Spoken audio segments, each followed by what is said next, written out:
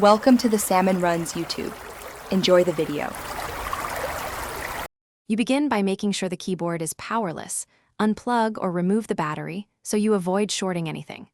Once done, place a cloth to protect the board and gather a keycap puller, a small flat tool, and a container for keys.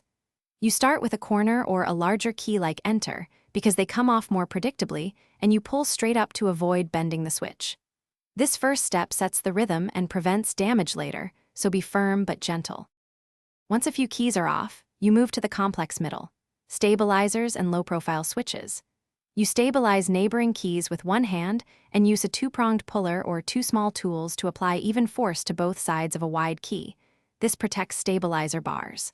For scissor switch caps, unhook the clips slowly, remembering the orientation so reassembly is straightforward. Meanwhile, clean the exposed board with compressed air and isopropyl wipes, and make sure everything is dry before you go further. You finish by testing switches and then seating keycaps correctly.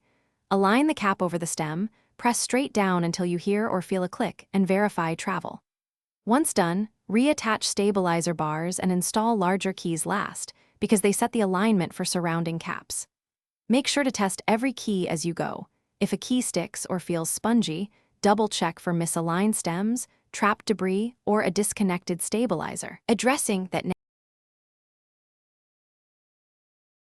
Thanks for watching.